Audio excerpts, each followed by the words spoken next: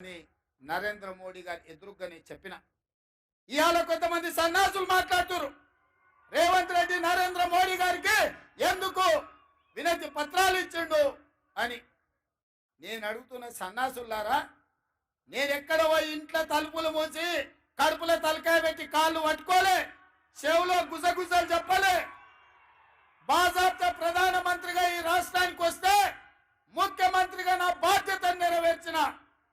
అతిథి మన ఇంటికి వచ్చినప్పుడు మర్యాద ఇవ్వడం మన సంస్కారం అని నేను విశ్వసించిన, నమ్మిన. మర్యాద ఇవ్వడం మన బలహీనత కాదు. మర్యాద ఇవ్వడం వల్ల మన గౌరవం పెరుగుతుంది. దేశ ప్రధానమంత్రికి గౌరవం ఇచ్చినాం, మన సమస్యల్ని ఏకరువు పెట్టినాం. రేపు ఒకవేళ భారతీయ జనతా పార్టీ మనం అడిగిన నిధులు ఇవ్వకపోయినా, మనం అడిగిన అనుమతులు ఇవ్వకపోయినా చాకి రేవు పెట్టి చిరిగేదాకా ఉతికే బాధ్యత నేను తీసుకుంటా.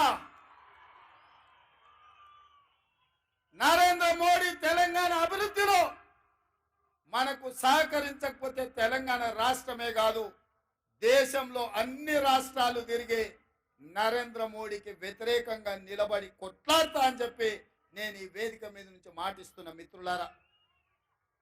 మన మంచితనం చేతగానితనం కాదు, మన మర్యాద మన ప్రాంతానికి మేలు జరగాలనేది. రాష్ట్ర కేంద్ర ప్రభుత్వాల మధ్యలో సంఘర్షణ వైఖరి ఉంటే అది చివరికి రాష్ట్రానికి తెలంగాణ ప్రజలకు నష్టం జరుగుతుంది. సంఘర్షణ వైఖరి ప్రభుత్వాల మధ్యలో ఉండొద్దు అన్న ఆలోచనతోని తెలంగాణ రాష్ట్ర ప్రభుత్వం తరఫున భారత ప్రభుత్వానికి వినతి పత్రాలు ఇచ్చినాం. మన రాష్ట్రానికి రావాల్సిన హక్కుల గురించి మాట్లాడినాం. విఘ్నత ఉండాలి, మన మీద మనకు విశ్వాసం ఉండాలి.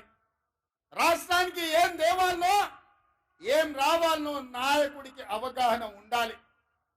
అందుకే విఘ్నతతో కూడుకున్న వినతి పత్రాలు ఈ దేశ ప్రధానమంత్రికి ఇచ్చినాం.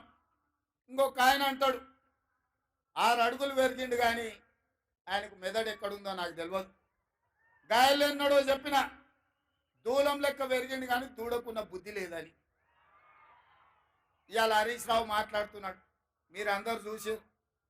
వచ్చేటప్పుడు జర ఆలస్యమైంది, ట్రాఫిక్ జామ్ అయింది. ఒక ఆయన సైకిల్ మోటార్ మీద వచ్చేట ఆయన తలుపు కొట్టి ఇంకో మాట చెప్పాలన్నాడు. ఏందయ్యా అన్న, బీఆర్ఎస్ అంటే నీకు తెలుసా సార్ అన్నాడు. ఏందోనే వాళ్ళు ఏదో భారత రాష్ట్ర సమితి అన్నారు కదా అంటే, అది కాదు సార్, అది బిల్లారంగ సమితి. నువ్వు ఎప్పుడు బిల్లారంగ అంటావు కదా, ఒకడు బిల్లా ఇంకోటి రంగా, 2 కలిపితే సమితి. బీఆర్ఎస్ అంటే బిల్లారంగ సమితి అని చెప్పిండు.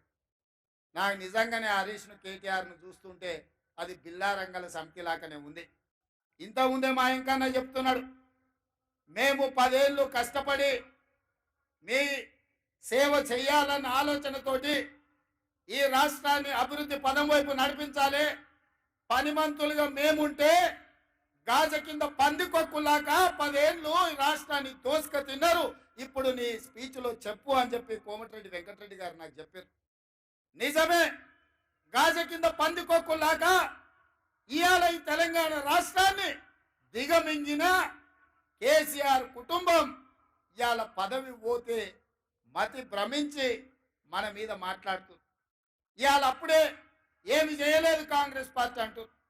నేను అడుగుతున్న 10 ఏళ్ళు అంటే 3650 రోజులు ఈ రాష్ట్రంలో కేడి 3650 రోజులు అధికారంలో ఉంటే కేంద్రంలో నరేంద్ర మోడీ 3650 రోజులు ఉన్నారు.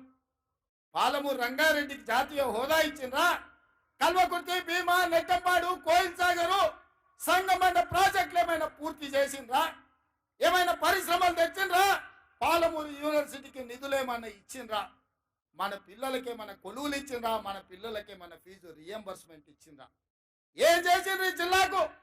ఆనాడు కరీంనగర్ జిల్లా నుంచి సాగు తప్పి కన్నులు ఎట్టబోయి వలస వచ్చి పాలమూరు జిల్లా ప్రజల కడుపులో తలకాయ పెట్టి కాళ్ళకు దండం పెడితే మనం కదా ఆదరించి పార్లమెంటుకు పంపించింది చంద్రశేఖర్ రావు.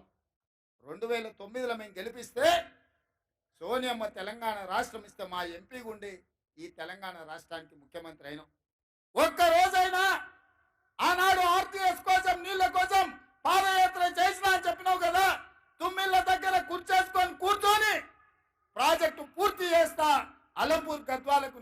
చేస్తా అని చెప్పినావు కదా, 10 ఏళ్ళైనా నువ్వు ఆ పని చేయకపోతే మా మిత్రుడు సంపత్ కుమార్ గారు ఆయనలో 9 బడే బాయ్ అంటాడు. మరి ఆ బడే బాయ్ ఏమిచ్చిండో చోటే బాయ్కి చెవులో ఏం చెప్పిండో మనకు తెలియదు.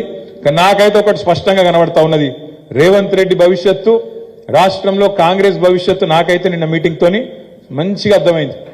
ఖచ్చితంగా రాబోయే రోజుల్లో మహారాష్ట్రలో జరిగినట్టు, అస్సాంలో జరిగినట్టు రేవంత్ రెడ్డి గారు వచ్చే ఎన్నికల తర్వాత బీజేపీ తీర్థం పుచ్చుకోవడం ఖాయమనే మాట మాత్రం నేను మీ పక్కా చెప్తున్నా. మరొక ఏకనాథ్ షిండే, మరొక హిమంత బిశ్వాస్ శర్మ ఇక్కడనే ఉడతాడు, కాంగ్రెస్ పార్టీని బొందబెడతాడు. నేను ఉత్తగా ఆషామాషికి చెప్తలేని మాట. నిన్న రేవంత్ రెడ్డి ఇంకొక మాట అన్నాడు, మీరు వినండి జాగ్రత్తగా. ఏమన్నాడు? బడే బాయ్ ఇట్లనే ఉండాలి, మీ ఆశీర్వాదం మా మీద. ఎన్నికలు 2 నెలలు లేవు, భవిష్యత్తులో కూడా నీ ఆశీర్వాదం నా మీద ఉండాలంటే ఏమన్నట్టు? మా రాహుల్ గాంధీ అంటే తటపార వేస్ట్ కేసు, అది గెలిచేది లేదు పీకేది లేదు, మళ్ళా నువ్వే ప్రధానమంత్రి అని చెప్పినట్ట కదా. కాంగ్రెస్ ముఖ్యమంత్రి, తెలంగాణ ముఖ్యమంత్రి ఎవడన్నా మెడకాయ మీ తలకాయ ఉన్నాడు, ప్రధానమంత్రి నరేంద్ర మోడీ ఆశీస్సులు భవిష్యత్తులో కూడా ఉండాలి. ఏది ఇంకా 2 రోజులలో ఎలక్షన్ పెట్టుకొని